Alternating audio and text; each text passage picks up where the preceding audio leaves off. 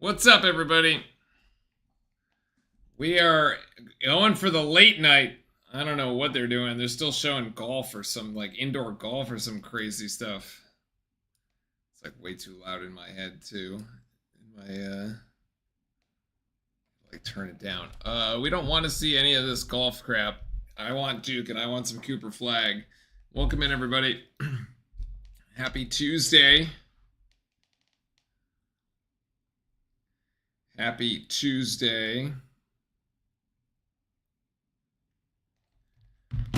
Should be a good one, or should be a rather chill one, I think. Although, of course, we kind of thought the same thing of the Notre Dame game, and then that tried, boy, they tried to get our blood pressure up towards the end of that game, kind of just stopping, stopped playing there for a bit. The last 5 minutes of that game were not great. Everybody got caught up with the 42 points from Cooper and completely forgot about how to actually finish the game. But, I mean, Miami, it is what it is. It's been a rough season for the Hurricanes. Let me pull up my notes here. Where are my notes? Here are my notes. Let's get this all squared away.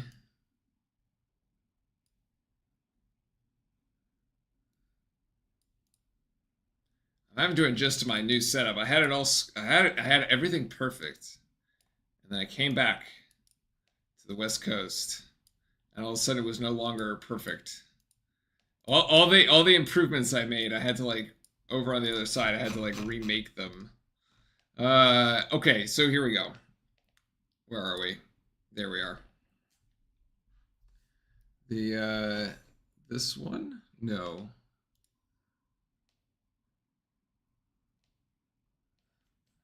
This one, that one. Okay. There we go. Now we're moving. All right. Well, it looks like the game has started and they will refuse now on ESPN News. Okay. So we are going to ESPN News. Because they won't get rid of this golf crap.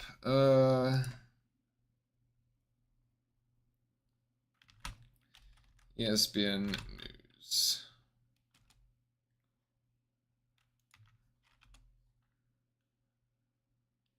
What? Oh, this must be it. Yeah, this is it. All right. We're up 2-0. So, as I was saying, the last time these two teams met, okay, it was a narrow Duke win. It was 68-66. However, with the unexpected departure of former head coach Jim Larranaga, nice little feed down low by Proctor is going to smash it. Malawach is just going to throw it down. The Hurricanes have yet to win a conference game this season, and we're pretty much seeing exactly why when they leave Kaman Malawach that wide open. They didn't even need an alley-oop. They just cleared out the entire right side for him, and he took it to the rack with zero pressure. Anyway, they've lost by 10 points to Clemson, 10 points to BC. They had a 1-point loss to Virginia Tech. Virginia Tech, not a great team. Okay, 15-point loss to in-state rival FSU, and a 10-point loss to Wake Forest, and probably a 20-point loss to Duke tonight, although they do manage to score 2 points there. So, 4-2 for the good guys here in the early going. I think a lot of this has to do with, like, the offensive issues for Miami. That's a 3 miss there from Proctor. And the rebound going to go to the Hurricanes. Although, apparently, like, I don't know what the whoever wrote the stats for Miami was, like, very generous, let's put it that way. They're basically like, yeah, Miami ranks 4th in the conference in field goal percentage at 47% and 3rd in free throw percentage. Okay, guys, but they really only have 3 people that are scoring in double figures. Number 0, which is Matthew Cleveland.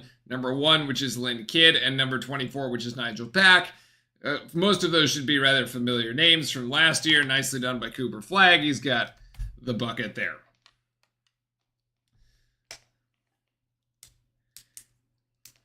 So I thought that was a rather strange way to kind of position Miami coming into this game. Okay, they have the 4th highest offense in the league, but they've lost all 5 of their games. So clearly the offense isn't doing anything. I suppose their defense can't stop anyone. let alone the freshman phenom, Mr. Flag, who just took all the accolades last week. Nick, welcome in, and then we got a steal here as we're going Knipple, going coast to coast. No, we lost it out of bounds, and that's going to be a turnover the other way. Yeah, there's like nobody on the Miami team that can get that can really contest Malawach at all. So I expect him to be able to feast tonight, which is good given the fact that Malik Brown is out. And that's a mid-range jump shot, 6'6". Sorry, that was Lynn Kidd there. Malik Brown is confirmed to be out with a knee injury. Okay, in typical Duke fashion, they have not given us much information about said injury, nor have they given a timetable to return. Now, if we go back in history, as Knipple's going to shoot the 3 from the corner, he's going to drill that one nicely down for Connie. He's got 5. If we go back in history, I suppose we can talk about this in 20 seconds as we get the game action. We'll let the game play out, and we'll talk about Malik Brown and the impact of that injury here. As Kidd again with the turnaround jump shot, and we got 8-9. So looks like both teams making shots. Although Flag to Knipple in the same corner he hit the last 3 with, he won't take it. Proctor will feed him again, and that won't go. As James tries to sky in for the rebound. No good there. Miami recovers. We got a straightaway 3 from the top of the key. Way too long as it hits the back iron, and Malawach easily comes down with that rebound. Pretty free-flowing offense so far for both teams in the early going. Duke off to what we would typically consider a fast start. Malawach can't come down with the offensive board off the Tyrese Proctor miss. We would call this a relatively fast start for Duke, basically 10 points by the time you hit the 16-minute mark, in contrast to some of the other stuff where we've got like 2 or 4. Flag's going to square up from 3. Yo! In and out. And we have a foul on the rebounding action. I don't know if that's going to be against us or them on that particular one. We'll double check here in a second.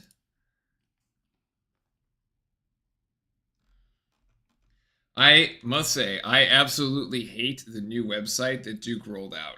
That Duke Athletics rolled out. It is way more. I have to click at least 1 or 2 more times in order to get to what I want, which is the schedule for the basketball team that then has all the other links. It's like there are more clicks to get what I want than the previous one, which I don't like at all. Everything is hidden. It was so much easier just to see the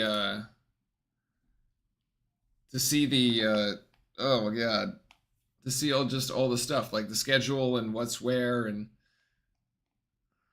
the statistics and everything. All right, so Lynn Kidd hasn't missed a shot yet. He just fouled though. So let's get caught up here.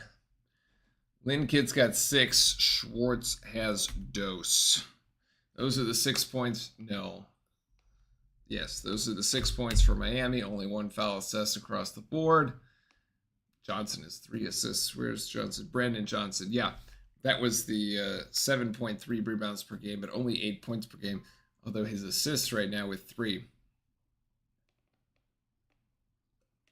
As I was saying, yes, Malik Brown confirmed sprained knee on the play where Mason Gillis's head ran into it, like hit his knee on the way down after Gillis made like a contested layup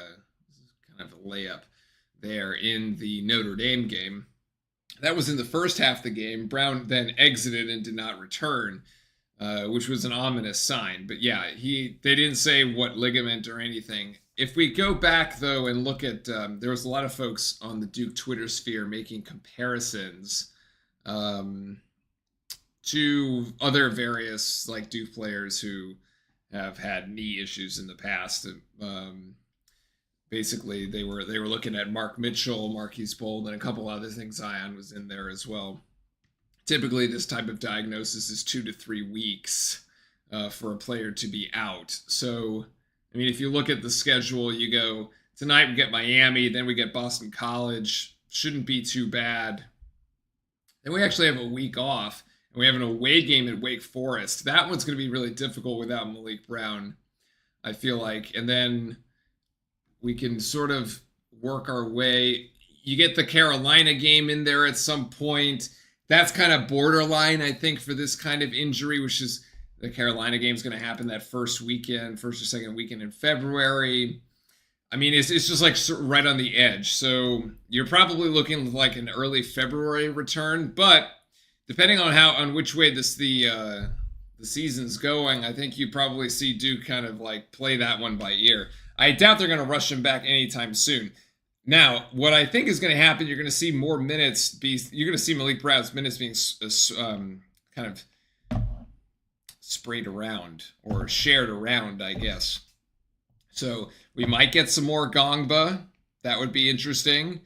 We got a turnover there as Flag couldn't handle the inbounding pass, and Miami trying to go for a lead. Malawach gets the rebound. No, he doesn't. Actually, no. The out of bounds will go to Duke as it was off Cleveland's knee. So you obviously, Malawach might play more minutes. You might get more Gongba. You might even just get more Mason Gillis to see if he can be, and sort of let's see if he ends up scoring more with those particular minutes. I'd like to see some more Gongba personally, just to develop that depth at the 5 position, because I think we're going to need that when we get into March. So, Knipple is hot tonight. Knipple's got another one, 8 points early for the freshman from Wisconsin. Foster in the game, as is Gillis here. And we've got Jalen Blackman dancing at the top of the key, and now Cleveland here, the screen there by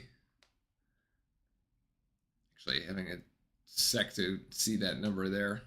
Number 15, which is great. I don't have that one. I'm going to have to add that. Huey. Oh, he's coming back. That's why.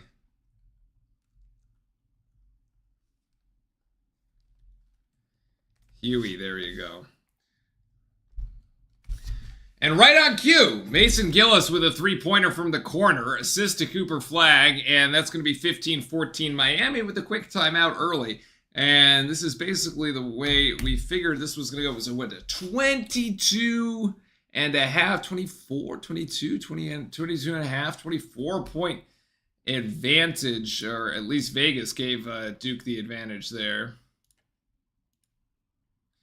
So, yeah, I just don't think it's going to be as close as the Notre Dame game. The crazy thing about the crazy stat about this stupid Notre Dame game is the 3-point shooting from Notre Dame was such an anomaly. Like, what did they hit? 75% of the threes. It was something obscene. And then in the next game, they turn around and they play Boston College, and they can't hit anything from 3. We'll look at that stat real quick at the next timeout. So Miami coming out of the timeout here. I actually kind of like this timeout for Miami. It's like not one of those timeouts that was one possession too late. It feels well timed, and that's an air ball, which is not well timed because if you're trying to get back into the game.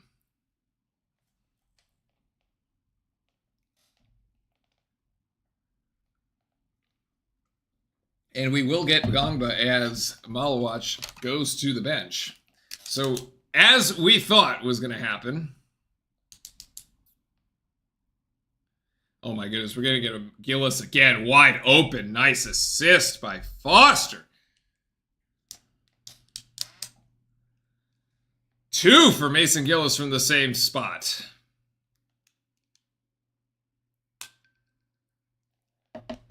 Jump shot for Miami, nothing. Foster down with a rebound. Duke's pushing in transition. He's got Knipple on the right if he wants him. Flag, yeah, there it is. Flag, extra pass to Knipple on the right, and I got it. And we got another timeout for Miami. As Duke hits double. 2 triples back to back. 21-8. Boy, that was, what is this? This is now a 13-point lead. That was quick.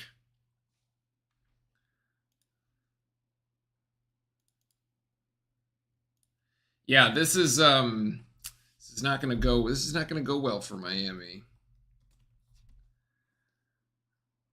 Not going to go well for the Hurricanes today. And that is Cooper Flagg with 3 assists and only 2 points so far, but the 3 assists definitely making up for it.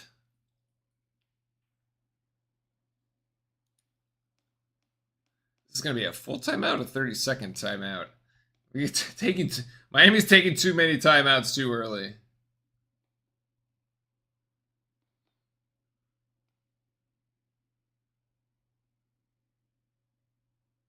It's funny, a 13-point lead this early in the game at 21-8 is kind of odd. It doesn't feel like 13 points because you've only scored like 20, so you're like,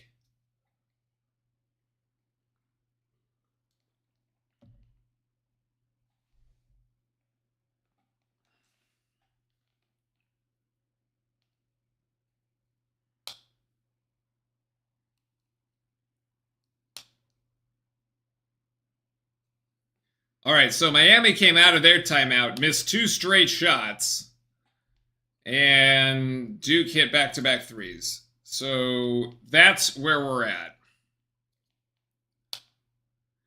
Pass to Cleveland, and then the extra pass there.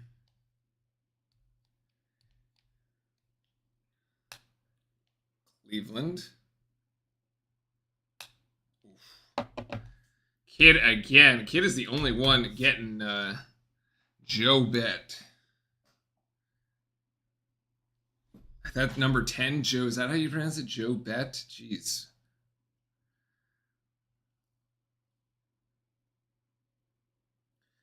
Gillis looking for an option here. Also, wow, Auburn absolutely destroyed Mississippi State 88-66. I don't know what happened there for Flagg. That's a turnover. Lost the ball going up.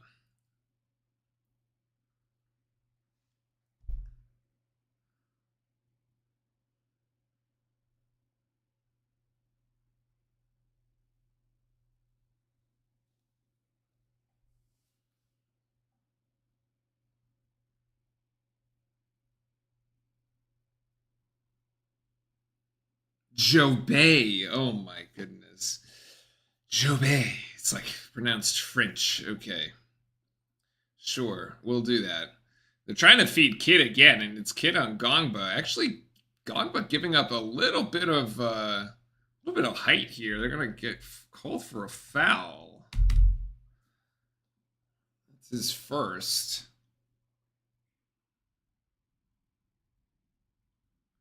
And we've actually hit the under 12 timeout, so that is a actual media timeout on that one. Welcome in, everybody. Okay, so what I wanted to say about the Notre Dame thing. Oh, my God. Men's basketball. So crazy. Where's the... I can't...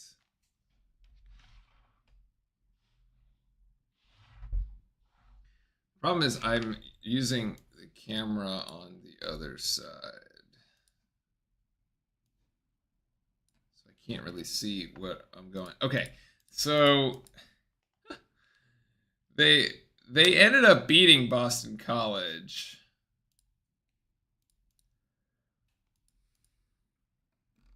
But the 3-point thing was just crazy. Box score. So in our game, it was 14 of 24. 14 of 24. Okay. 14 3-pointers. That is 50, good for 58%. All right. In the BC game, that was oh wait. Nope, that was okay, that's right. Yeah, that was 3 of 15, which is good for 20%. Now, if you had only scored 20% of the 3-pointers in the game against Duke, That would have been 5 3-pointers, which is 9 minus 14, which is 9 3-pointers less. Okay, 9 times 3 is going to be 27. Chat, we can do math. Is 27 points. And then we subtract 78 minus 27, 51. Duke would have won by a whopping 35 points had Notre Dame actually had... I mean, had Notre Dame even had an average 3-point shooting performance, let's give them... Let's be a little generous. Let's give them 35%. Hell, let's give them 40%. Okay, let's give them 40% from 3. That's 9.6. We round it up to 10. Okay, that's 4 3. So we take away 4 3-pointers. We take away 12 points. That is 66. Duke would have won by 20. I mean, it was an aberration. Like some of the shots that we gave them were pretty bad, but like and open, but like let's be real. That performance was an aberration. Unless Miami is going to come out here and also hit 10 3-pointers against us, I don't think that's the case. But right now, I'm willing to believe that Notre Dame 3-point shooting performance was a one-off on the Duke defense. That way, just like that was just like not our night to defend the 3 defensively. So we'll see. As Flag penetrates to the ACC logo and kicks it out to James, who drills a 3. That's the 4th assist for Cooper Flag so far on the night, despite the fact he only has 2 points. I love the assist there. Missed by Miami on the 3.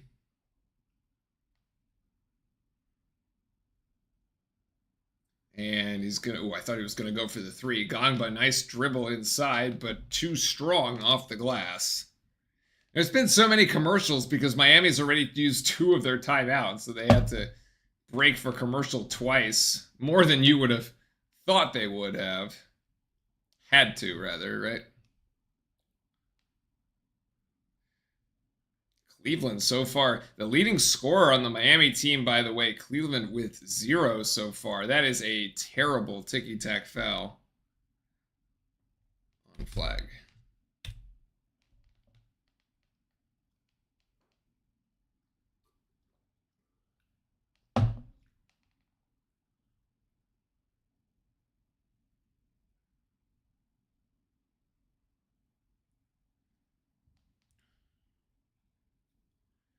Miami inbounds. Duke actually bringing a double team here on Kidd. Flag and Gongba. Ooh, almost a steal by James. Good defense there by Evans. And now we got a help ball, which will be Duke possession arrow. 10:22 to go in the game. 24-10. Duke blitzing Miami early here. Oh, I got to fix my scoreboard.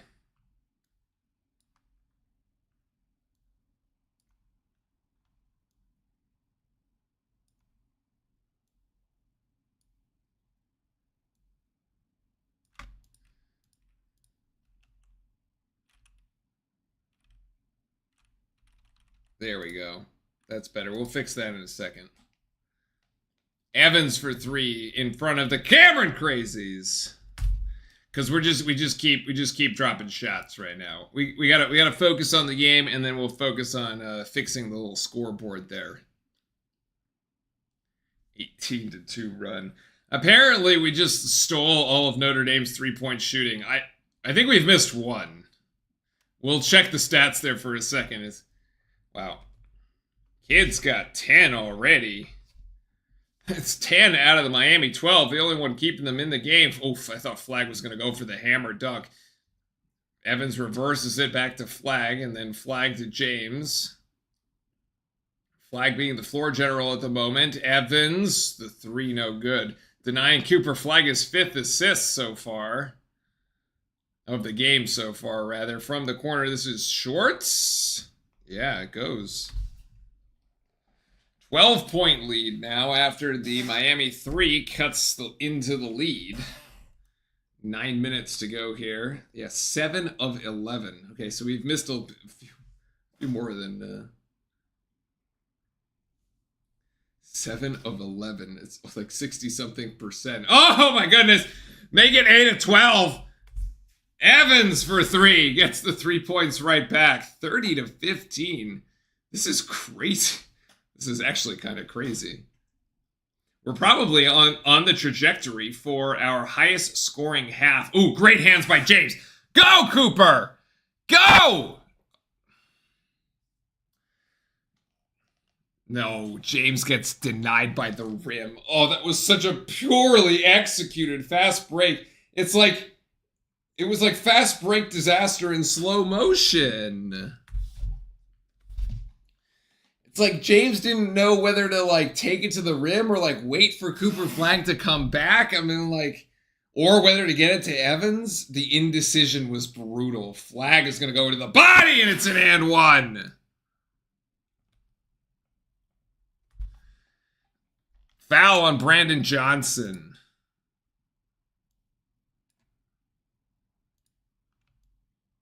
All right. We can fix this. Make it look nicer.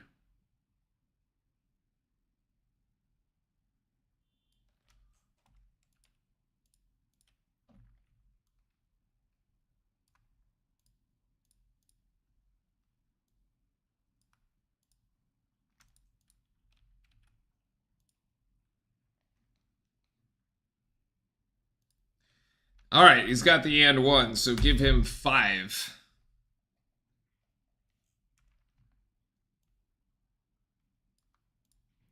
He's the leader of this football team. Oh, West Durham. That was funny. I'm glad I'm not the only one that makes those kinds of mistakes. Rebound to the Blue Devils, and Evans driving in. It's gonna be out of bounds on Evan.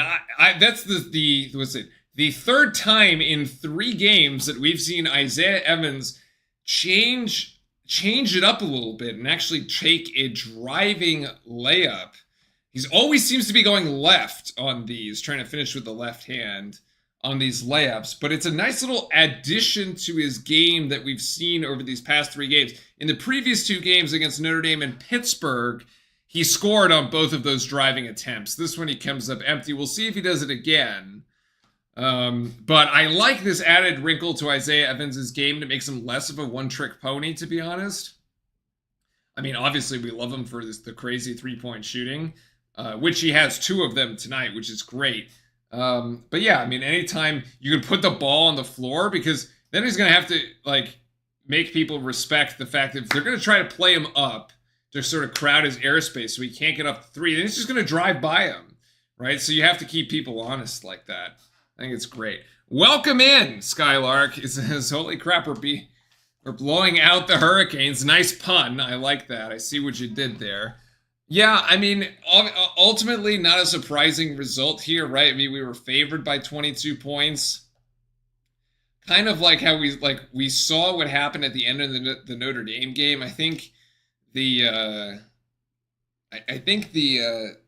players are really sort of responding to that they kind of realized that game should have been was closer than it should have been. Let's put it that way. And they've come out tonight with like just a total killer instinct to put Miami away early. Darren Harris, please, tonight? Yeah, probably. It's probably a Darren Harris night, if I had to guess. I mean, it's also probably a Spencer Hubbard night, and Sheffield night, and Begovic night. But probably not till like 5 minutes left in the second. In any case, welcome in, everybody. Good evening. Thanks for joining. Thanks for joining the channel. Thanks for joining everybody and the fellow Blue Devil fans here for this game against Miami. Home game where we find our Blue Devils 6-0 in the ACC. Kind of cruising at the moment. Up against a depleted Miami squad. Usually when you say like a depleted Miami, it's usually talking about players. They talked about Nigel Pack a little bit on the broadcast, who is actually out. It's a big loss here for Miami if we go back to the game last season. Just flash the box score there. We go back to this game last season. Zoom in a bit. We had where is he? Where is Pack? Oh, Pack wasn't in that game either.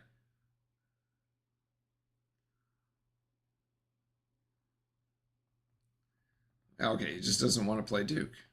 I could have sworn he had a good game against us. I don't know. Okay, so resuming play here under 7 minutes to go. Under 8 minutes to go. 7:39. 33-17. Duke by 16 to make the math easy for you folks at home.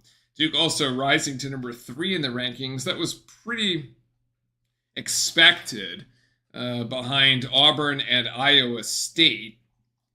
Tennessee losing last week, a week from today, like a week prior to today, I should say, getting shellacked by Florida. So no surprise there that they drop a couple pegs. I think they drop down. This is going to be the alley-oop. Woo, baby!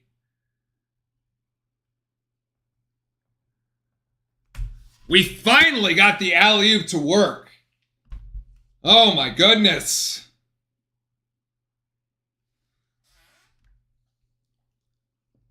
That one was from Gillis. Holy smoke. Okay, turnover Miami. As I was saying, Tennessee got whacked by Florida. That was in Florida, though. And now Tennessee is like, what, 4 or 5? And Florida is 6.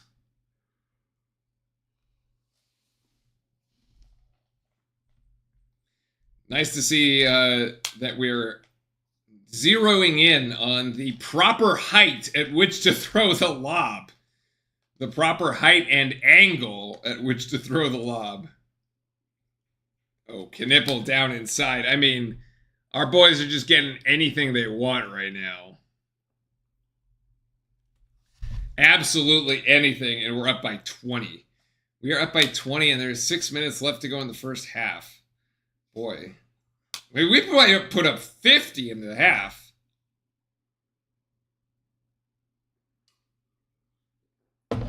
Seven seconds for Miami. They're just going to jack the 3. That was Schwartz. Rebound to Evans. Knipple bringing it up the court. And now Proctor here. Back to Knipple being guarded by Staten McRae. And Gillis is calling for it over on the left side in front of the crazy section, and for good reason. Mason Gillis is 3 for 3 from 3. 9 points. Cooper Flagg is just enjoying it on the bench. I mean, we might not even need Cooper Flagg tonight. That's crazy. Everyone's over here lamenting the knee injury of Malik Brown. Tonight, we're definitely not going to need him. We might not even need Cooper Flagg. Brad can just kind of sit the rest of the game if he really wanted to. Ooh, turnover there. No, actually, Duke will retain possession. Dangerous pass by Isaiah Evans. Good hands by Miami to break up the fast break, because that was about to turn into a Tyrese Proctor 3.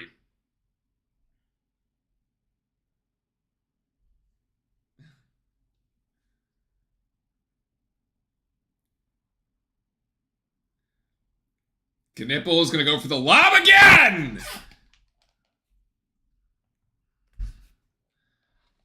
And he's got it! Yeah, the lob may have gone in, as he's saying. It may have gone itself.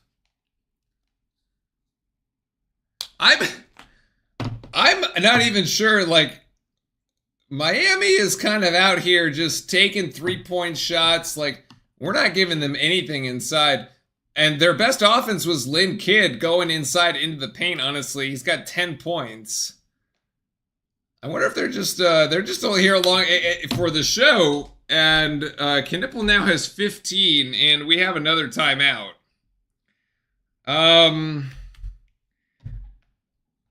Ladies and gentlemen, I don't think I've seen a shellacking of this magnitude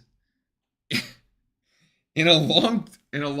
This is a good old-fashioned Cameron blowout, and we haven't even gotten to the second half.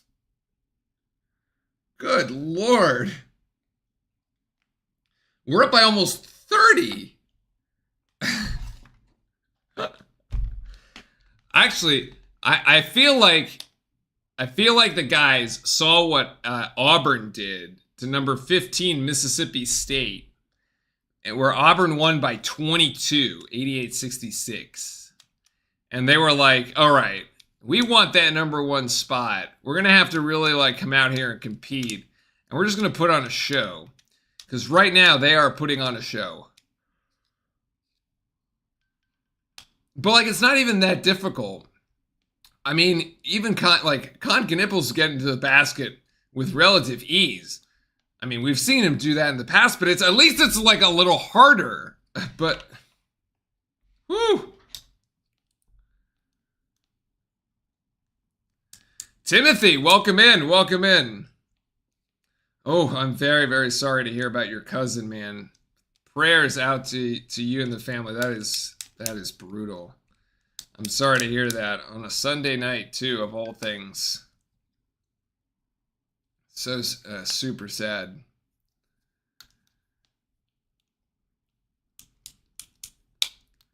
Super sad. I will say a prayer for you and and your family tonight on that one, though, as part of my nightly prayer. That is a bit of a downer in what has otherwise been a very, very interesting game. Or I don't even know if it's technically interesting. I mean, it's fun to watch. Our boys just absolutely demolishing Miami. I suppose the only thing that it could have made this better was if Jim Larranaga was still coaching, because then you would feel kind of less bad about beating up on Miami. Like, I mean, I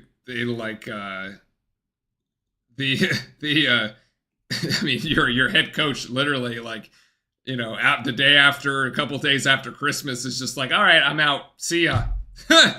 Have fun for the rest of the season. In the middle of the season, it's crazy. It's crazy to me that, like, at least Tony Bennett had the decency to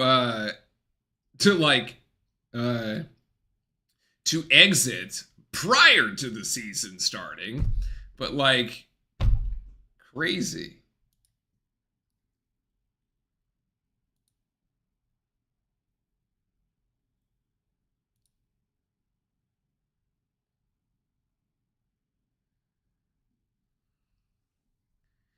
(44-17). 4 minutes and 15 seconds still left in the first half. Goodness. Flag is still on the bench, actually, for whatever reason. Oh, that is a... Oh, Malawatch with the recovery and the block. I thought Lynn Kidd had him there. Cross-court pass, extra pass, that Proctor to Evans to Knippel. Now Knippel back to Proctor. Proctor's going to find Evans, who's calling for it with both hands open. Ooh, can't get the three. That was about to put Duke up 30. We could put a more than double chant. I'd like to hear the more than double chant going in Cameron. They could have had it going during the timeout. Good defense by Knippel here, and then the switch. This is Blackman, and now over to Cleveland, who still has absolutely no points. That is going to be really bad for the leading scorer on Miami. Kidd with the left hand, no. Weak side rebound to Brandon Johnson, and that'll be 2 points for him. And Miami finally breaks the ice here in the scoring drought, and Tyrese Proctor calls a timeout because apparently we want to cycle some guys in. So that was a 17-4 run. Let's see. And Miami, one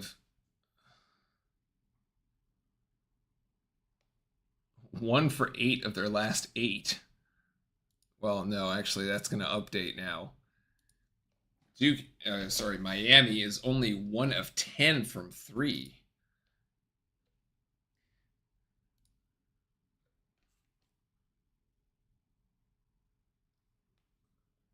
Ooh, the Arizona Wildcats are actually performing pretty well in their conference. That's really good for us, actually. The better that Arizona does, the more valuable that win.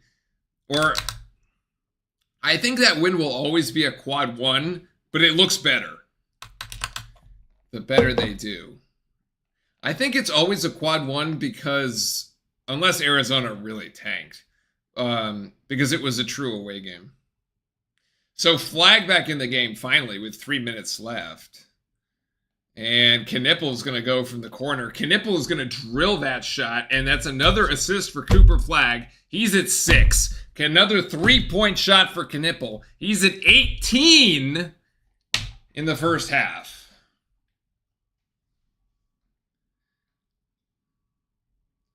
Knippel wants to, have a go at the 42-point ACC freshman record. Kid is going to score then 12 points for him. We're still more than double. 21 points for Miami, 47. I said we were going to get to 50 in the first half, right?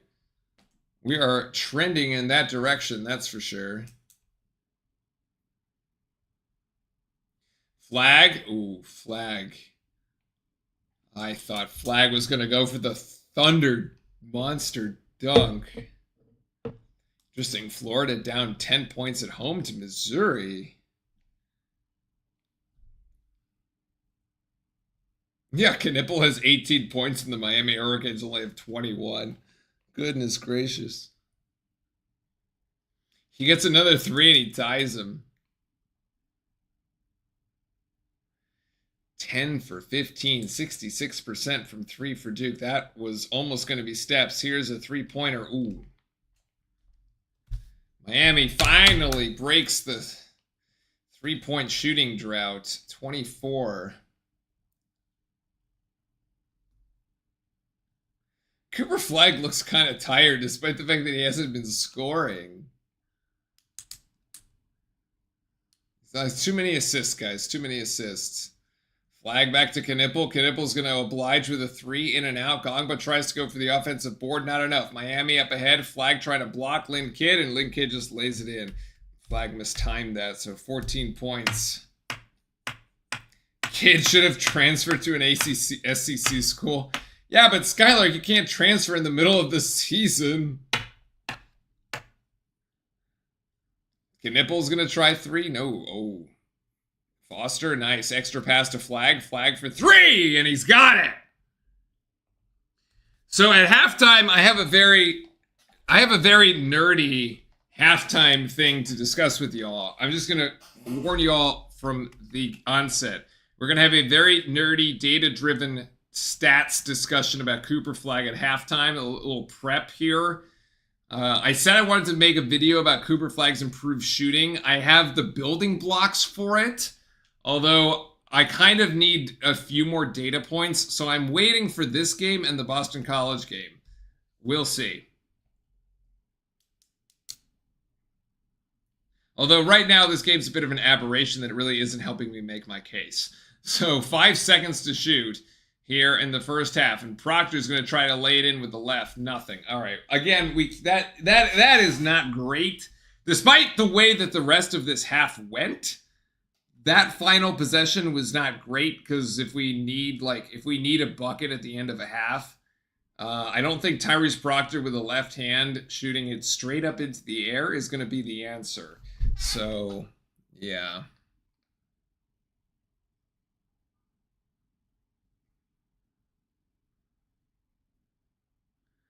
Oof, Timmy, that is just a terrible, terrible story.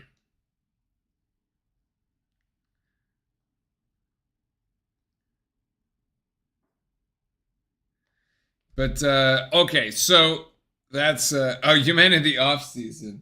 But nobody knew that Larranaga was going to quit in the offseason. That's the whole point. Oh, my goodness. All right, dog cam. Come here. Come here.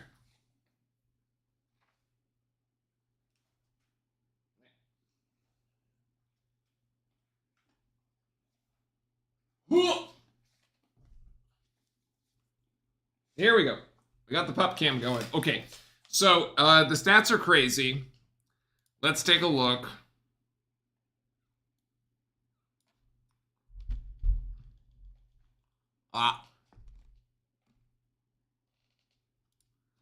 Let's take a look at what we've got, because this is kind of crazy.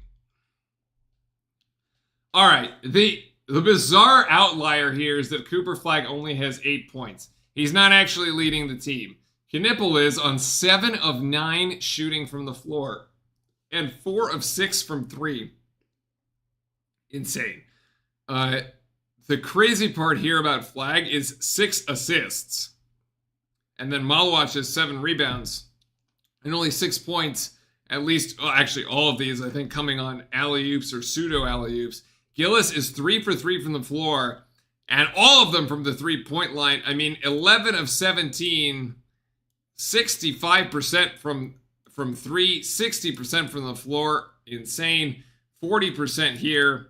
We talked about at the top of the show how they were, the folks putting the little pregame thing together.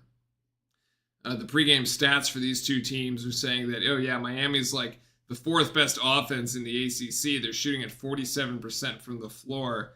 Well, now they're down to 40% here against the Duke defense. They're shooting less than 20% from the three-point line.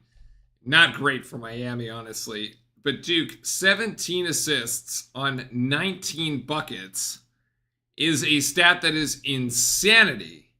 It's basically every single bucket is assisted. The passing game is spot on. Just incredible. I mean, at this rate, Flag is going to get 10 assists. He's going to get a double-double between assists and points. Like, what can't this kid do? Well, he's got 3 turnovers, which is actually 3/4 of the turnovers for Duke. He's got 3 out of the 4, so 75% of these. What else? 16 points in the paint. It's actually pretty straight. This is pretty even because of Lynn Kidd, who's over here. He's got 14 points, which is basically all of everything for Miami. Nobody else has much variant on 7 of 10 shooting, but all of these shots are coming from like basically within 5 feet of the basket. So that makes sense. The turnovers are actually pretty even. Anyway, what I wanted to talk about, where is this one? This is what I wanted to share. We are getting super technical here, all right, folks? Uh-oh. There we go. All right, we're going to get super technical. This is the spreadsheet I've been putting together for this little Cooper Flag segment. So what I've done is I've put together, or I've taken all of the Cooper Flag's shooting for every game so far this season, of which we have had 16 of them. The Miami game we're going to add here at the end, and so on. My theory here was that, and I think, you know, if you've been following the channel and you've been watching these games pretty, like, regularly, I've noticed a significant improvement in Cooper Flag shooting from before the holiday break in December to after the holiday break. Now, if you recall, there was a 10-day break between this George Mason game, this Georgia Tech game that we played, which was the second conference game, and then we came back and on the 31st. So this game was on the 21st. This game was on the 31st. That 10-day break. Now, I don't know what Cooper Flag was doing over the course of those 10 days. I don't know if he shot a million free throws or he was just like in the gym every day. Because remember, you're done with finals, so you don't have to go to class in that break.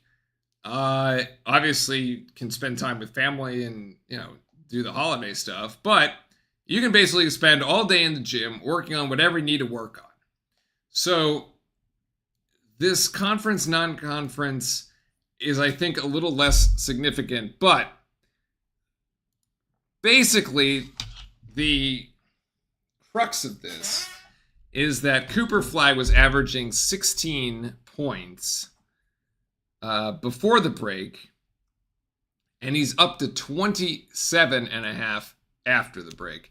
Now, the Notre Dame game kind of, like I said, I want a couple more data points because I think this is too high of an average, but even if you take the Notre Dame game out, you're still at 16 versus 22, which is a decent uptick here. I mean, it's +6, so you're basically like 20, you were 40% higher than where you were before, right? So I think we need a couple more data points, and this is going to come in line.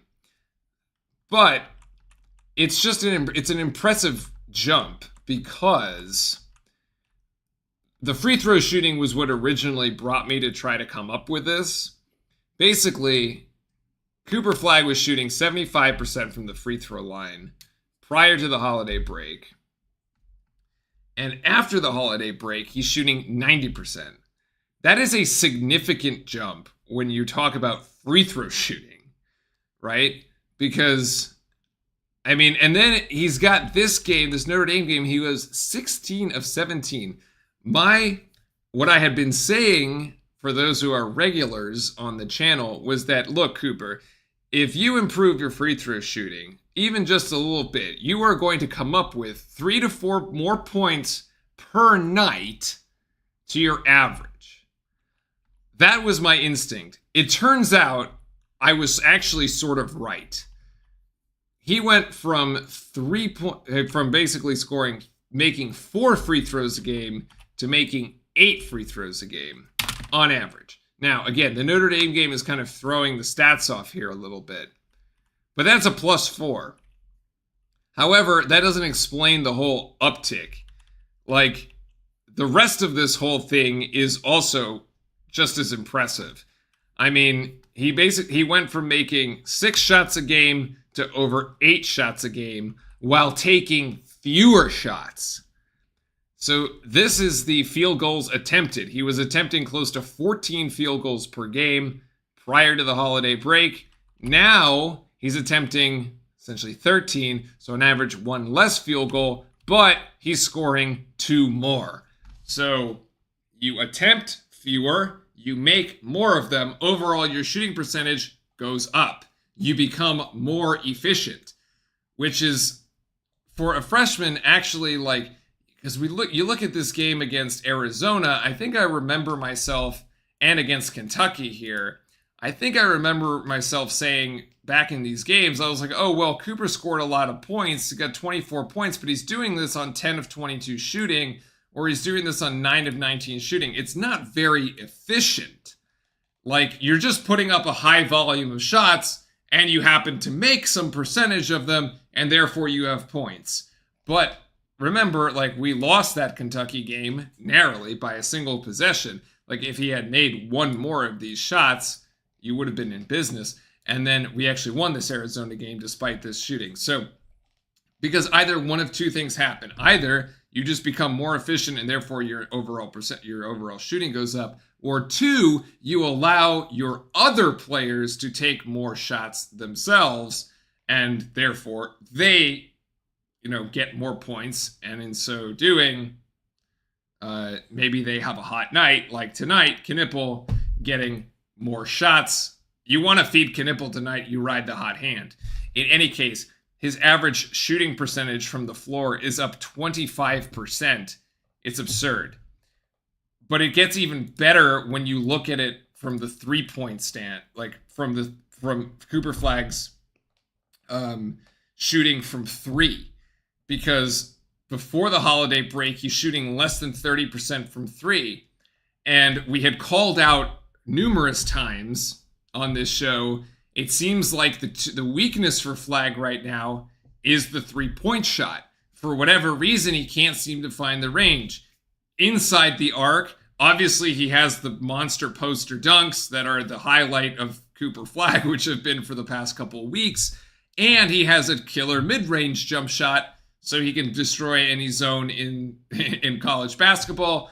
Or he gets these turnaround jump shots, and you're just like, wow, this is like an NBA-ready dude. And it's like just clockwork. He seems to be hitting these mid-range shots with relative ease for whatever reason. But the 3-point shot really wasn't there. You got an 0 for in the first game against Maine, which was kind of weird, 0 for 4. And then you've got these games against Kentucky, 1 of 5. Against Wofford, I guess I should actually like write what that is. That's Wofford.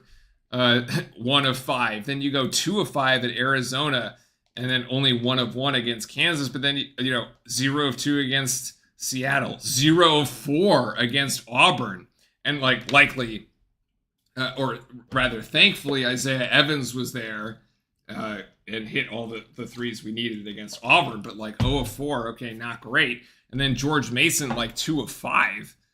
I mean, it's just like you could tell that like Cooper was putting up threes and you were not very confident that that 3 was going to go. Now he's putting up threes and you're like, that's got a better than a 1 in 2 chance of going. By the way, 66% from 3 is insanity. Our best 3-point shooter on the team this season has been Tyrese Proctor, shooting at about 48%, and that's if you like aggregate across the entire season. Again, 66%, it's a small sample size, it's only 4 games, so you have like this outsized impact of this Notre Dame game where it's 4 of 6. But on a percentage basis, it kind of evens it out percentage-wise. A percentage, whether you take 2 shots or you take 4 shots, the percentages still work. So, but this is absolutely insane. I mean, hitting 2 out of every 3 of your threes, not even like that's crazy. All right. So he's increased this by almost 40 points or 40%. That's nuts. He's gone from averaging less than 1 made 3 a game to over 2 made 3s per game. It's 2.25 while taking the same number of threes. So basically, he's just hitting at this point. The story on the 2-pointers is sort of less crazy. I mean, he was averaging around 10 shots per game. Now he's averaging only 9 shots per game. Again, this goes back to like Cooper being way more efficient, and he's making a little over 6 shots per game versus he was making under 5. So the metrics have swung for him in both directions. And it's just yielding these sort of incredible eye-opening numbers. Like, these are the numbers, but like you watch him play, and you're like, this might be the best kid to don a Duke uniform in recent memory. And like, even perhaps this like the Zion thing. We might get to the end of the season and be like, yeah, Cooper Flagg was better than Zion Williamson. I would not be surprised if that's where we end up at the end of the season. Now, Zion was box office. It hasn't translated to the NBA because he just like can't lose weight and he like can't stay healthy. Cooper doesn't have that problem, right? But like these numbers are just off the charts. And the free throw shooting improvement is spectacular. Like the entire thing is spectacular. The conference versus non-conference one tells a similar story, but again, this is kind of skewed by the data given the fact that 4 out of the 5 non-conference games have been after the break that I was sort of, drawing this arbitrary line as far as where I was looking at this data. So this one doesn't quite, I don't think this is as like important. So anyway, moral of the story, whatever Cooper Flagg did over the holiday break to perfect his shooting, especially in his free throws and 3-pointers, which is the 2 areas of weakness that we had pointed out in his game prior, has worked. And it's just spectacular.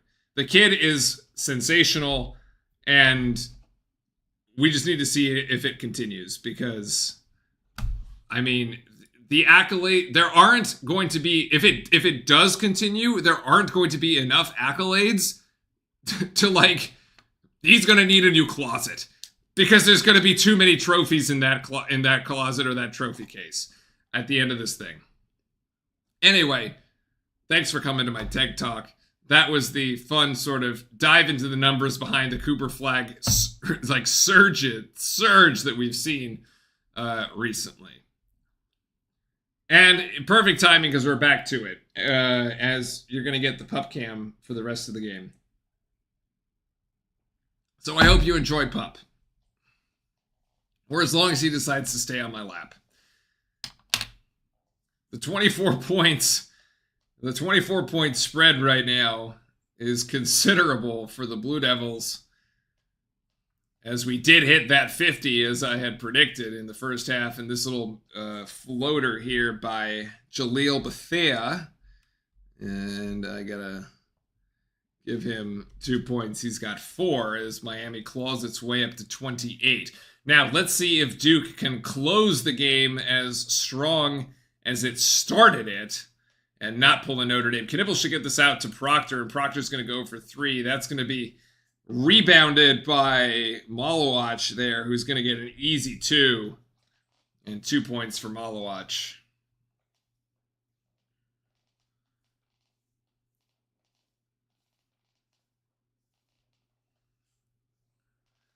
Yeah, 8 rebounds so far for Malawach.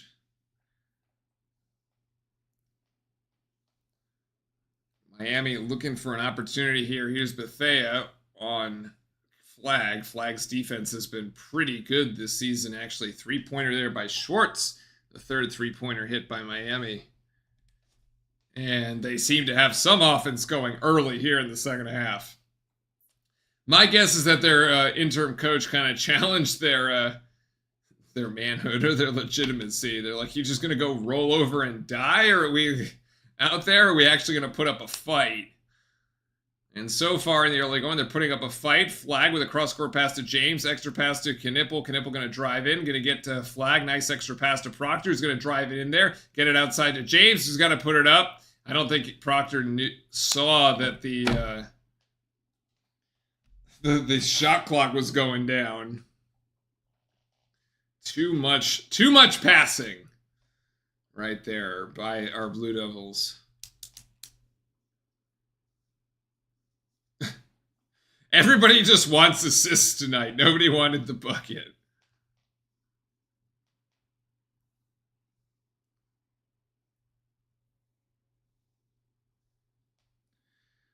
This is Cleveland driving baseline. Oh, we've got a foul.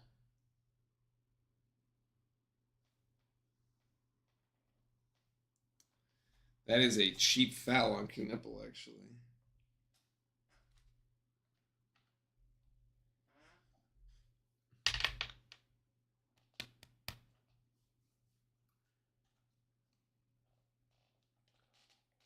So Kidd working on Flag again. Flag trying to hold him off. Oh, Malawach with the block. Could have been goaltending, and actually we're going to get a putback here.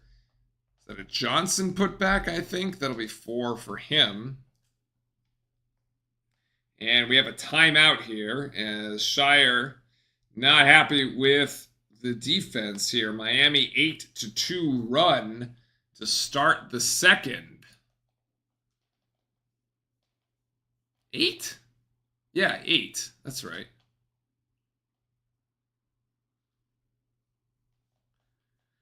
It's just that we have such a large lead. See, I think Shire calls this is a good timeout by Shire because he doesn't want to have happen what happened in the Notre Dame game where we get ahead by so much. I mean, we were basically up 19, 20 points in that Notre Dame game, and then everybody was in awe of Cooper Flag, and we were kind of like turned our brains off for a while, and that was that. And then they clawed their way back into it.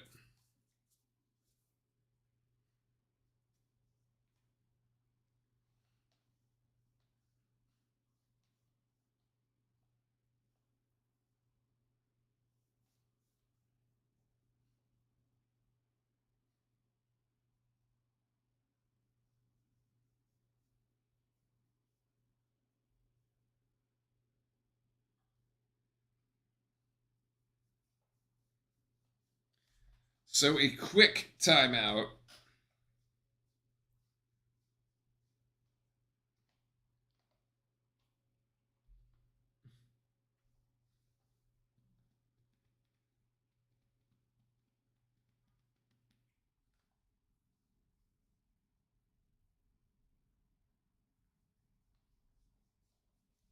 Ash. Say hi.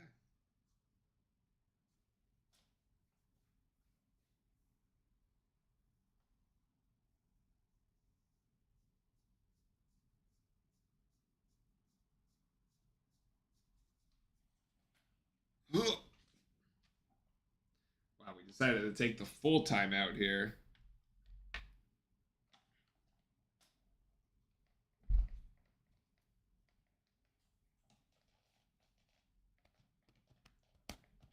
So, chat, what did everybody think about the playoff games this weekend? I have to say, the collapse of the Vikings was both hilarious and horrific to watch at the same time. Although I'm not surprised, because I think I said something. Well, actually, what I said before the weekend, let me be clear. I got the first game wrong. What was that first game? Damn, who did have that first game? Anyway, I got the result backwards. Now that I can't quite think about it. No, not Commanders. It's an NFC game, wasn't it? Anyway, on the Vikings one, I'm pretty sure I said there's no... I don't think that Sam Darnold has 2 duds in a row, especially after the Lions game, and I was completely wrong. He, in fact, can have 2 duds in a row, and it was a disaster. Hi, bud.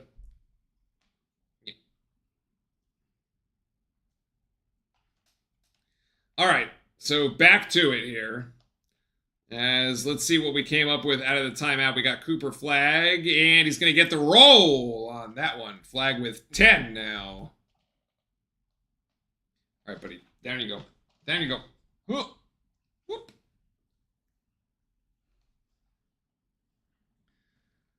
Oh, was it the Pittsburgh game? No, it was another game. Okay, it's driving me crazy right now. My Bengals aren't even in the playoffs. That's because the Chiefs didn't want to see them there. The Broncos. Oh, Knipple again. 21. Nice assist.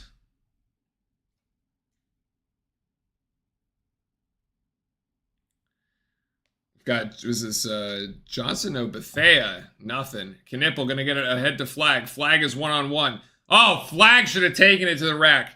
He's gonna go to Knipple here. Knipple's with a shot fake, and he will go to the free throw line. That'll be a foul on Lynn Kidd, his second. Actually, not much fouling going on at all between these teams. Only 2 fouls in the first half at all. This is Duke.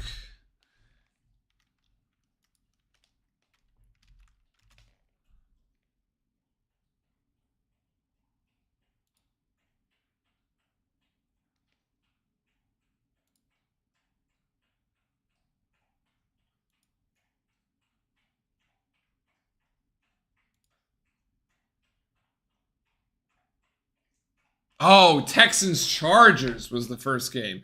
I don't remember because I was flying during that game. Knipple's got 22. Yeah, I was totally wrong about that. I had the Chargers and I was completely wrong. Justin Herbert completely laid an egg. It just didn't even happen. They're so forgettable. The Chargers are so forgettable. I completely forgot they even played a game. And same with the Texans. Anyway. Cleveland for 3 and nada. As we have Flag coming down with the rebound. Strong rebound with the 2 hands. Ooh, Flag's going to lose it. Malach's going to save it. No, turnover by the Blue Devils. Miami pushing. Here's Cleveland looking for his first points. He can't get them. And Flag is going to get called for the foul.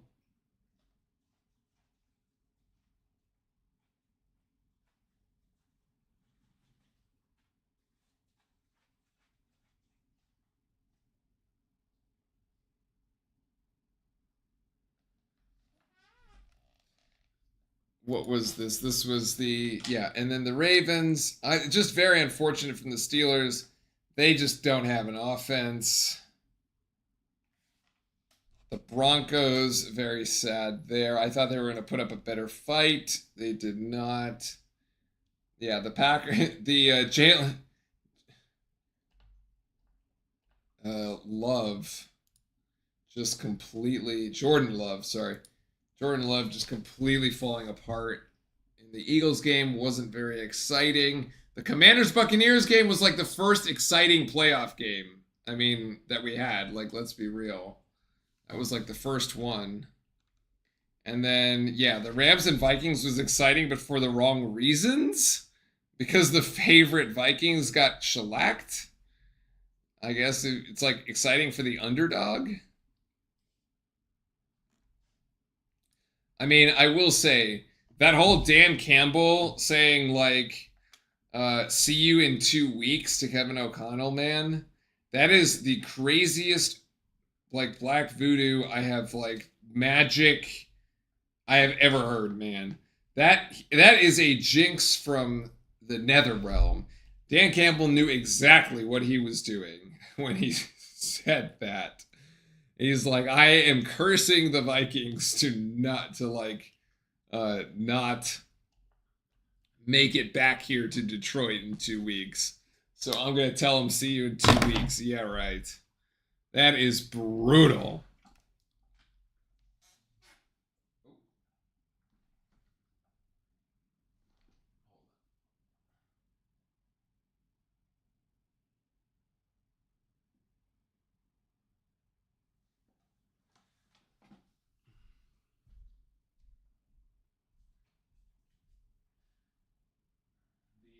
The poor dog has been matting on his ears. Felt something here. Gotta take care of it.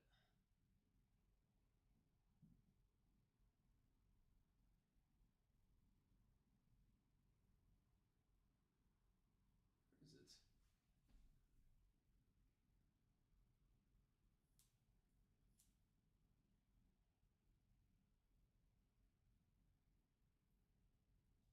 Oh, there it is.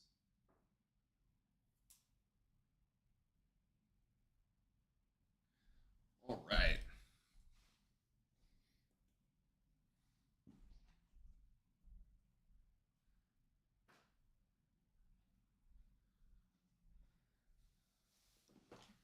All right. Oh, Flag still only with 6 assists. I mean, Cleveland is averaging 13 and a half points per game for Miami. He has led Miami in their last 6 outings, okay? Averaging 20 points over the last 6 games. He's got 1. Make it 2. I mean, the dude averaging 20 points in the last 6 games has 2 points tonight. I mean, put it this way. If he had 20 points right now, we'd almost be tied. Miami pressing up here as Duke breaks it. Gillis in the game now with Flag, Malowich, Knipple, and Foster. So let's see where Duke goes for its offense right now. Is Foster at the top of the key, being guarded there by Staten McCray. Gillis over to Foster, 5 seconds. Flag gonna go square straight on for the 3, in and out, and hits the back iron. Not a lot of ball movement on that particular possession. Not a fan of it. Not a fan of it. It looks like Duke was just playing too slow. Not a lot of tempo, not a lot of rhythm. Cross-court pass here. Get Schwartz. No. Stepping on end line. We go double dribble. What do we get? What do we get?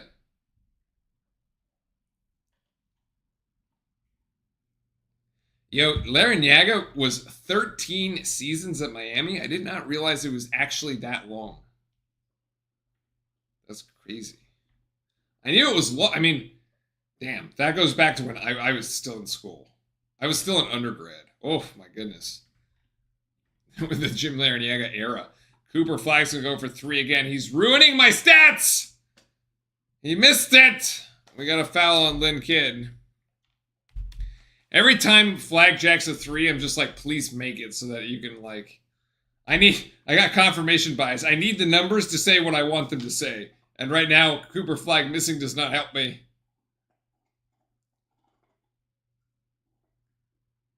Flag gonna take the mid-range 2. Oh my goodness. Malwatch with the rebound. Gonna get it to Knipple. Return to earth game for Cooper. Foster gonna drive in. Yes. Foster off the glass for 2.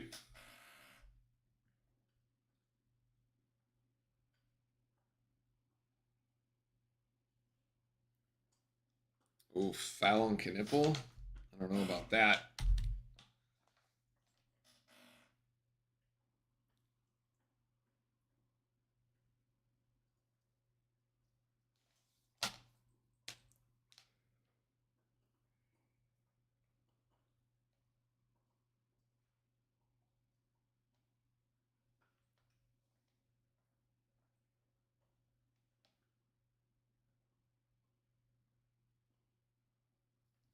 So Miami trying to inbound here.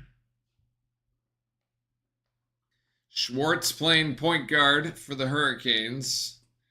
Gives this one up to Johnson. The 3 is too long. Offensive rebound. And no good on the putback as James comes down with the rebound. I think Texas is good this year. I think they're probably okay, but no, there's flag. 13 points, and there's this. I mean, they were. You're talking basketball, not football, right?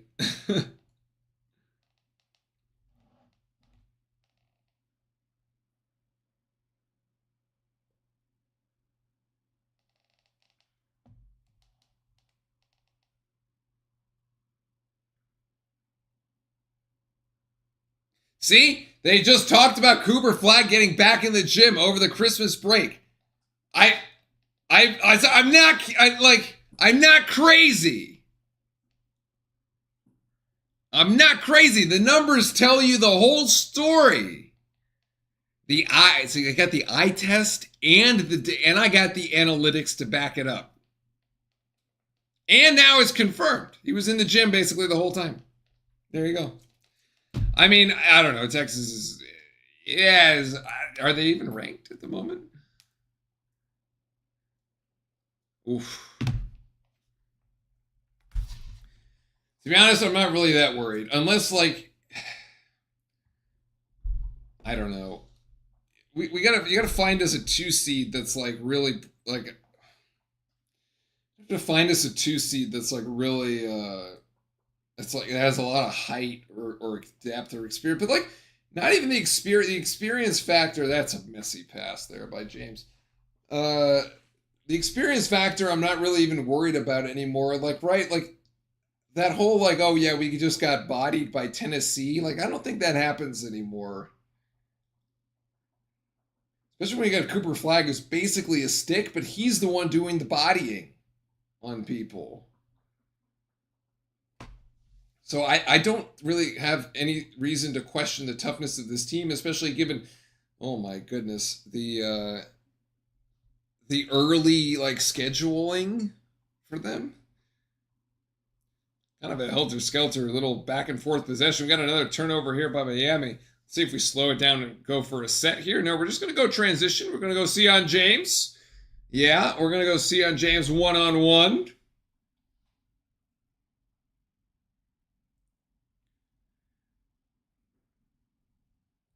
One-on-one, and we're back to almost a 30-point lead here. It's okay. Miami brought it down to less than 20, and it is now almost 30. Again, every time like a team takes a swing at Duke, there is no panic on this team. We just come right back at them. Like, let them go on their little run, call a timeout, talk it over, no panic.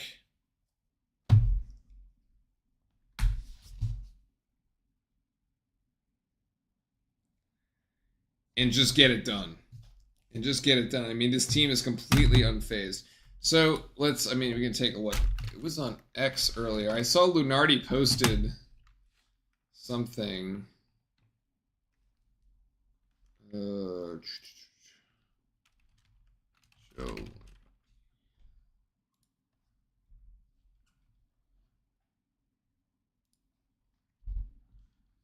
We have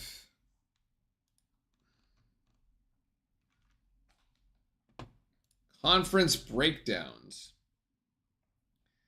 Duke as a number one seed and number 2 overall, with Louisville, which we've beaten, good. Pittsburgh beaten, Clemson haven't played, Carolina haven't played, SMU beaten, Wake Forest considered.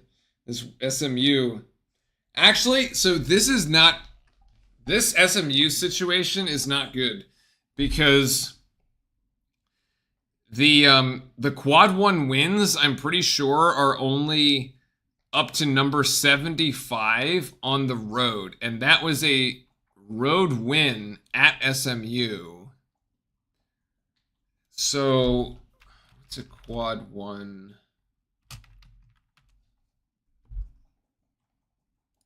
Yeah, here. I was right. Here. Quad 1 away 1 through 75. So if SMU is sitting at 75, this has the potential to slip. This would actually be really bad for Duke because it would take the quad 1 win at SMU and move it to a quad 2. Not a great situation. One. Yeah, and they're basically on the bubble. Although, like this Clemson, this North Carolina one, we have to win these. Obviously, the game at North Carolina is going to be a quad 1. This Wake Forest game is also rather big because that's a quad 2. So this is an away game at Wake Forest. That would be really good to win.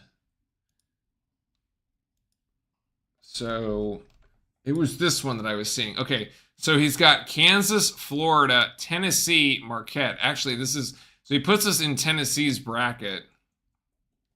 Interesting that this would be a rematch from a Sweet. It would basically be an Elite 8 rematch of what was a Sweet 16 game, 2 years prior? 2 or 3 years ago? In any case, I think Duke is in a much better position to play this game against Tennessee now than it was prior. Houston, Michigan.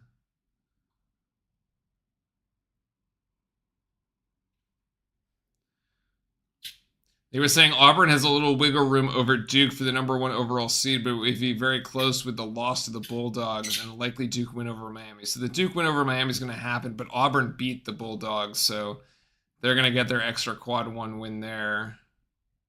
Anyway, it's still, yeah, to see whether us or Auburn end up with the overall 1.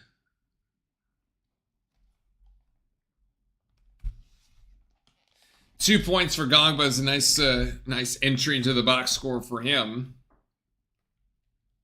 The largest deficit this season for Miami, down 29 with 10:28 to go. Really good defense by Gillis, really fighting down low here. Gongba puts a hand up. Miami can't score that one. It's an air ball as Proctor picks up the rebound and brings it back up the court. Proctor to James. Now Proctor going to put it on the floor. Go to the ACC logo. Jump stop. Back out to James. Re-penetrate here. And Gillis way too long on the 3. He had been perfect prior to that shot. Now 3 of 4 on the afternoon. Miami bringing back up the floor. This is Blackman here. And the turnaround jump shot. Fade away. Makes it over the outstretched arms of Caleb Foster. 27 points. The Delta in favor of the Blue Devils here. Let's go. Proctor going to feed Gongba. Nice Gongba there for another 2. I think he might not have been as prepared as I would have liked. I don't think Gongba may not have been expecting Proctor to come up with that pass so quickly.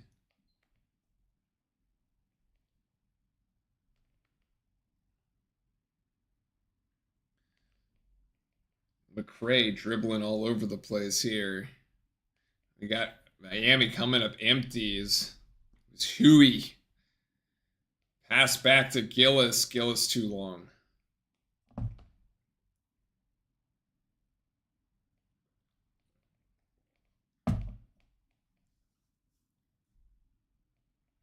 Cameron Crazies.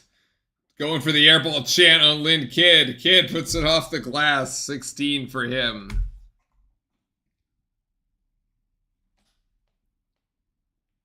Wow, Ole Miss with the upset of number 4 Alabama, 74-64. Wow. That was on the road, too. Looks like Florida also about potentially getting upset here. They're down 9 with 13 to go. Something to keep an eye on. James, straight on for 3. No.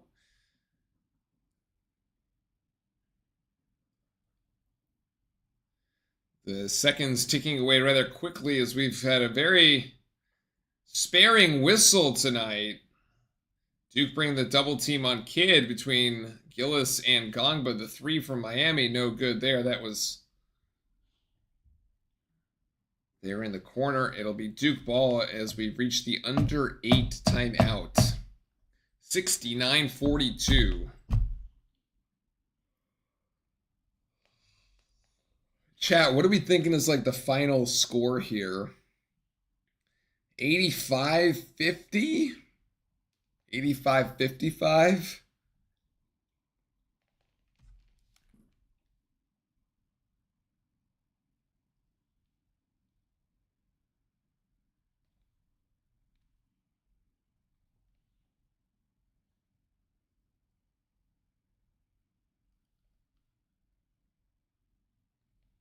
$90-52. Woo, aggressive.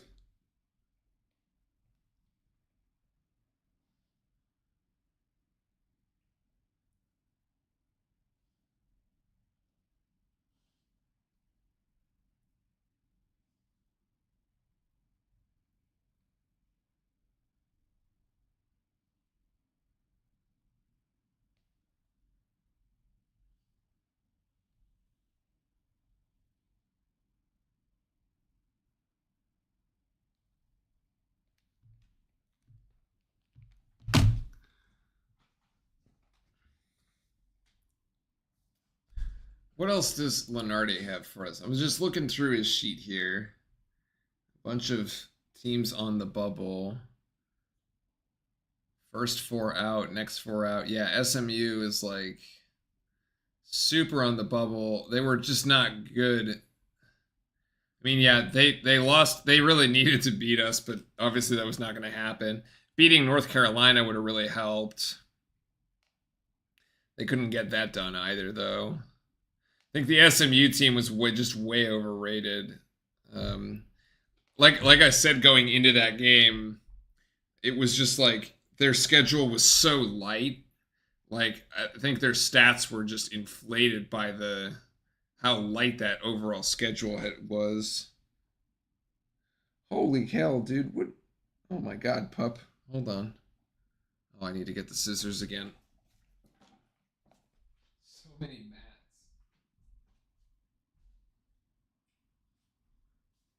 Poor guy. Poor pup.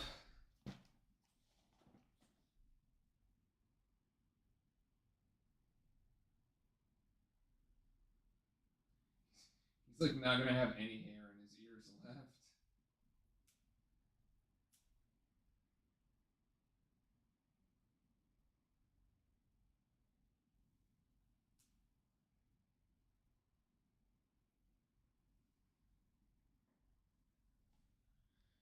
Ay, ay, ay. Poor guy.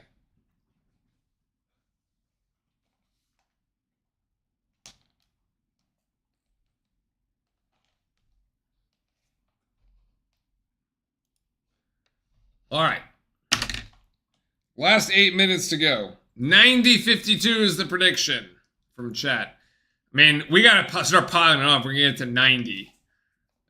You're also not counting the fact that we're probably going to see some of the backups here in a second. Flag is back into the game. And they brought the double team on flag, and that'll be a foul. They're going to charge Johnson with it. That's his second. Interestingly enough, only 2 players on Miami have fouls. Kidd and Johnson.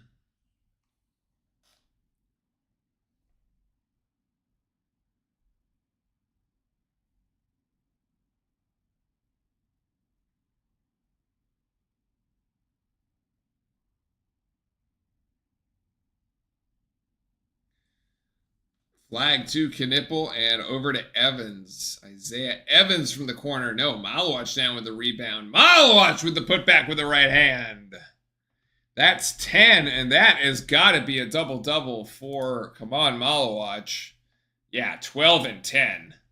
Or 10 and 12, rather. 10 points, 12 rebounds. Rebound to Evans here. Darren Harris in the game now as well for Duke. It's like we got some of the second stringers going strong here. Flag. We're not going to get a massive dunk today, I don't think. Malawach going to feed down low. Malawach with the left. Ooh, just rolls off the rim. Hits the front, hits the back, rolls off. Yeah, like I said at the top of the game when like Duke was blitzing Miami, like this really feels like the old-fashioned Cameron blowout, like where the team just comes into Cameron, a lesser team comes into Cameron, even though it's in conference, like, oh, happy to be here, and just gets like starstruck. Flag to Evans. Evans puts it on the deck. Evans gets back to Flag, but over to Harris, over to Knipple. My goodness, all the passing everywhere! And Knipple drills it. 4 passes to get the one shot. Incredible. This is the kind of passing that we've seen throughout the season, though. This is not a new phenomenon. This is consistently good Duke passing. These guys are in sync with one another on the offensive end and actually on the defensive end of the floor as well. Oh, this is almost a travel.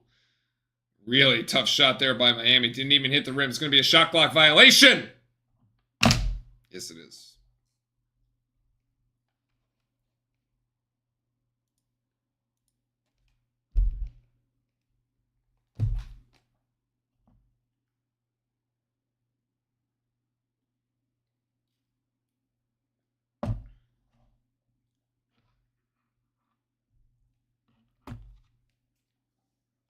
John Shire, 41-3 record. Almost about to be 42-3.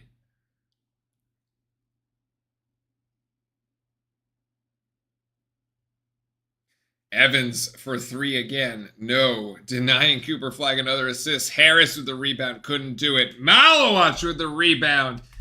Hardly needed to jump. 76-42. Duke by 34. Oh my. Rebound and the points.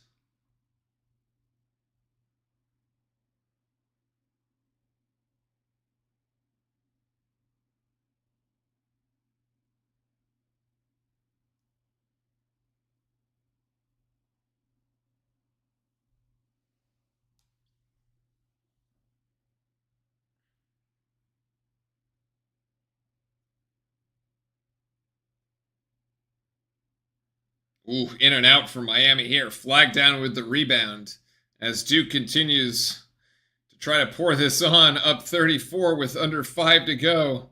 Screen by Flag for Knipple. There's the roll. No, couldn't get it. Turnover Duke. A little messy. They were trying to play a little two-man game, the pick and roll action. Lynn Kidd throws it down. Luckily, right for him, he doesn't make a big scene of it. Because, if you're... Like, if Lynn Kidd had thrown down one of those emphatic dunks and just gone, like, screaming, into the cameras there on the end line, well, everybody would have just been like, scoreboard, man. Cooper Flag turns it over with a foot on the end line there.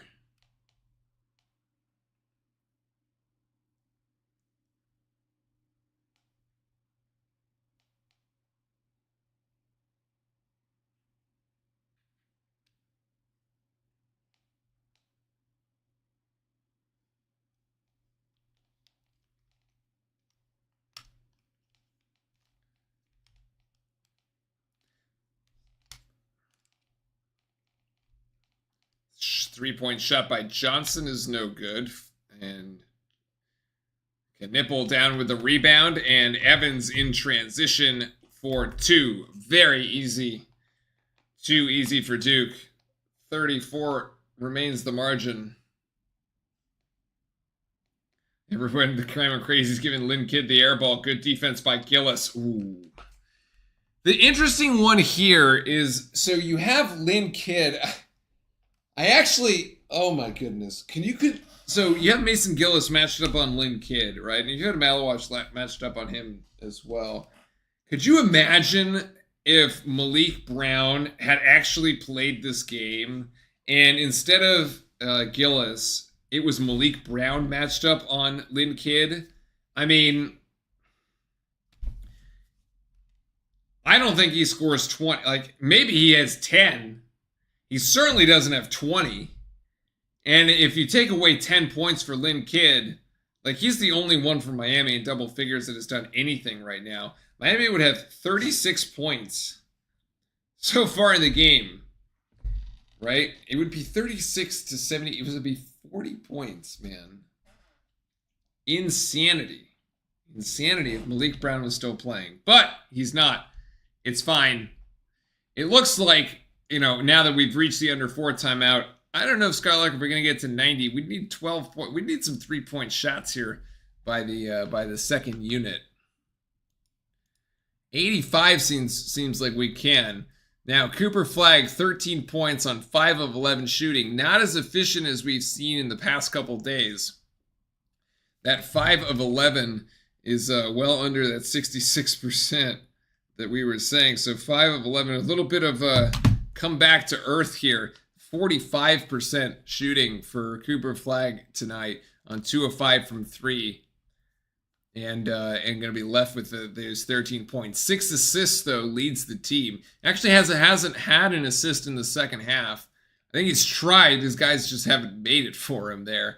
Knipple, it was his night. 25 points, 9 for 11 shooting, and 6 of 8 from beyond the arc. It can't be. It's nice that it doesn't have to be Flagg every night, right? And then you've got some really nice contributions across the board here. You got 8 from Isaiah Evans. You got 12 from Malawach. You got 9 from Gillis on 3 of 5 shooting. At one time, he was 3 for 3. Gillis has played 20 minutes, effectively an entire half of basketball. So you see those minutes have gone up. Gongba so far, 4 points for him. He's played 15 minutes of ball tonight. That's a considerable uptick in the in the number of minutes. I mean, we had seen like 5-minute spurts at a time, like 5 minutes per half. Looks like the minutes restriction is being alleviated there. James for 5, actually with 3 blocks leads the team there tonight. He also has 1 steal, and then Caleb Foster's got 2. And he's actually got 4 rebounds. That's pretty good. He's got Malawach has 15 rebounds. Flagg has 7. Foster has 3.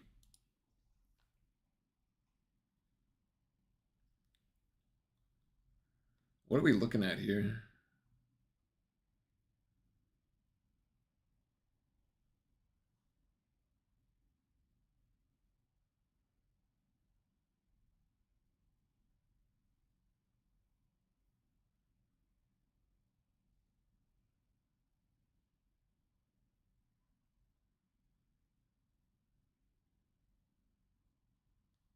We have a dead ball technical.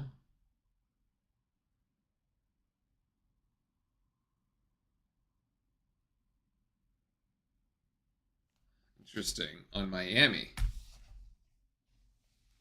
Dead ball technical. So Foster will go to the free throw line for a shot. And he gets that 1. Okay, a little weird. A little weird. Duke will have possession here.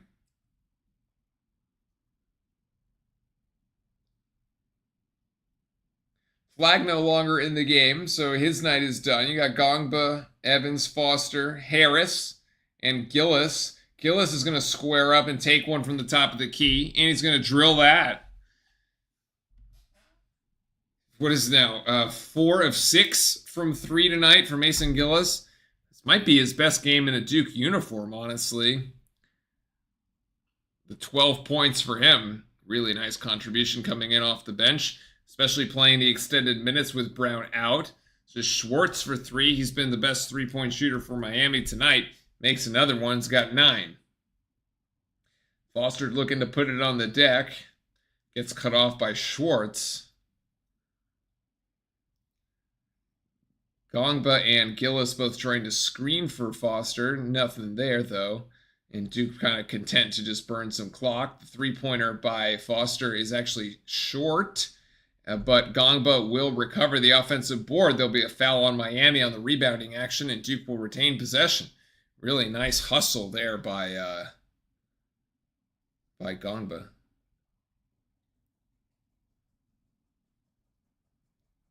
It's like Clemson is running away with it against Georgia Tech right now, so that's good for Clemson. Keep them strong, and then going into our game, Foster just puts up the 3 and connects. Skylark might be right. This might the 90 points might actually happen. 90-52 was the call. We're at 85-49 with 2 minutes left. Foul on Gillis. It actually might be short. It might need 92.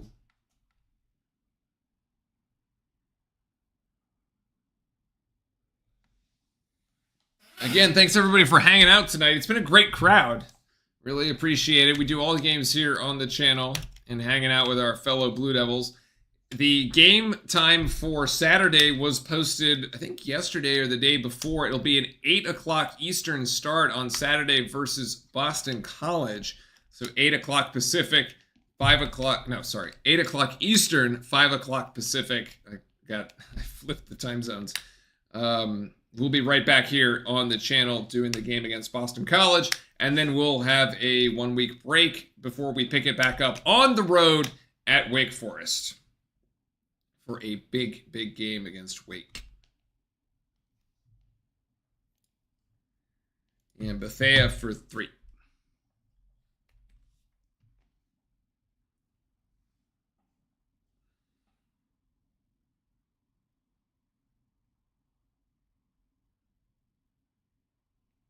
Harris. Oh, wow, he got hacked. That was forcible contact. It looked like it was forcible. Harris is going to go for the free throw line. That's a foul on Bethea. Oof. Looked like a harsh foul. Hey, bud. What's up? That looked to me, that looked flagrant. That was quite a swing.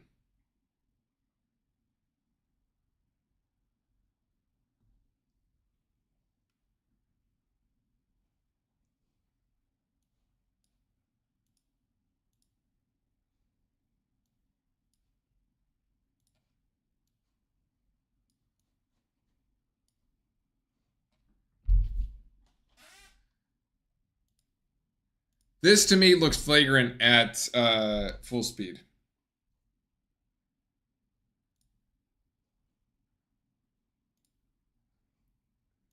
And they are reviewing it. We got 94 ticks left here.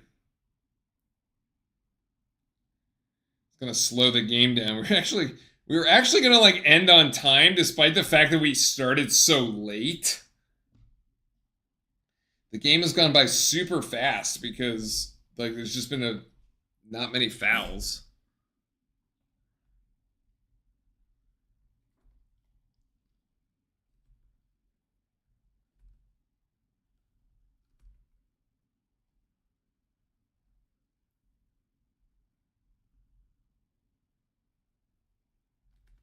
They are not going to give the flagrant here.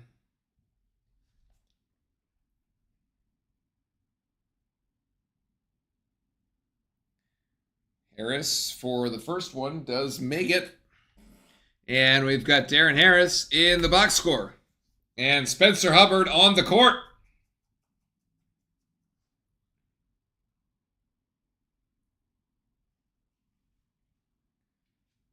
Harris misses the second, and we've got 90 seconds left in the game.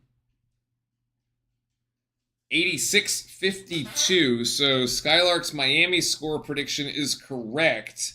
Assuming they don't score anything else from here on out. He needs 4 more points for Duke.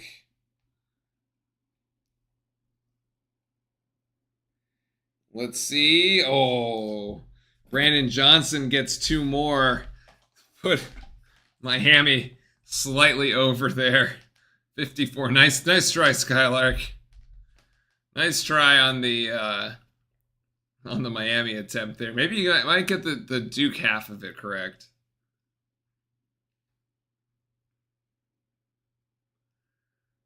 Harris to Hubbard. Hubbard driving. Hubbard actually swings it out to Foster. Foster's going to line up the 3, and he's going to drill it. Assist to Spencer Hubbard. Great play.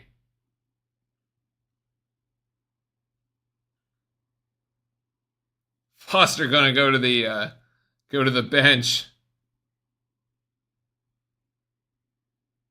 The drive and kick by Spencer Hubbard, man. Of all players, incredible.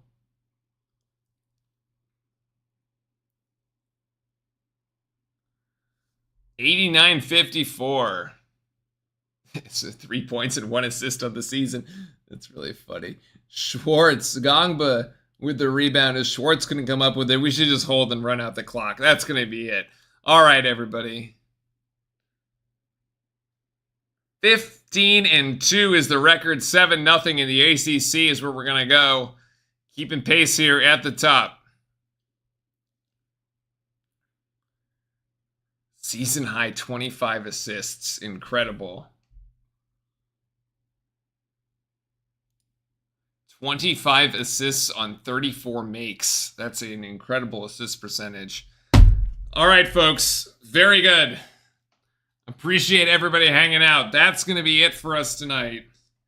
If you're new to the channel, look, I appreciate it, everybody. Please make sure to hit that like and subscribe. Come back and join us on Saturday night for the game against Boston College. We'll do a quick rundown of the stats here for folks just to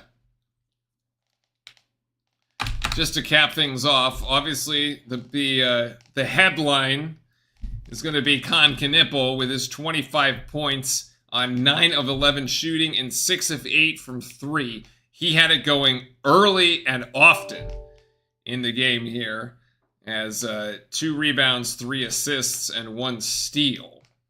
So Cooper Flagg there coming in with the second highest point total with 13, 5 of 11. Not as efficient as we've seen in previous recent games, I should say. 7 rebounds, 6 assists, and the steal there. The 6 turnovers is not great. You don't really love to see that. There's most on the team, actually. He's doing a lot of the ball handling. Got a couple folks tied with 12, Malawach with 12, and Gills with 12. This 12 and 15 stat line for Malawach, incredible. Like, look at just vacuum cleanering rebounds here. He's got more than twice the number of the rebounds on anybody else on the team, as well he should, which makes a lot of sense. Played 20 minutes. 43 to 22 in the rebounding. That's plus 21 for the Blue Devils if you're doing the math at home. And, yeah, 34 bench points is really nice to see because you got 12 from Gillis, you got 9 from Foster. Great contribution, and 8 from Evans. Great contributions from the bench tonight. Everybody got in on the action. Everybody had some fun. When you score 89, there's plenty to go around. A good night overall. You'd like to see Cooper clean up some of those turnovers. There was a bit of sloppy play here and there.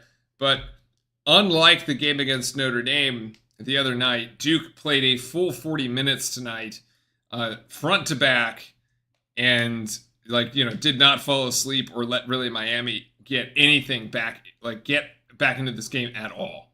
So well done to the guys. Learned the lesson in the Notre Dame game. Where you even if you're up big, you still can't take your foot off the gas. Well done to our guys. Great to see. And that's it. All right, we will see you for Boston College. That'll be a road game in Boston College. We've played these last 3 at home, so it's been kind of nice. This Homestead has been pretty good. See you on Saturday, 8 p.m. Eastern, 5 p.m. Pacific. And until then, as always, stay safe and go Duke. Good night.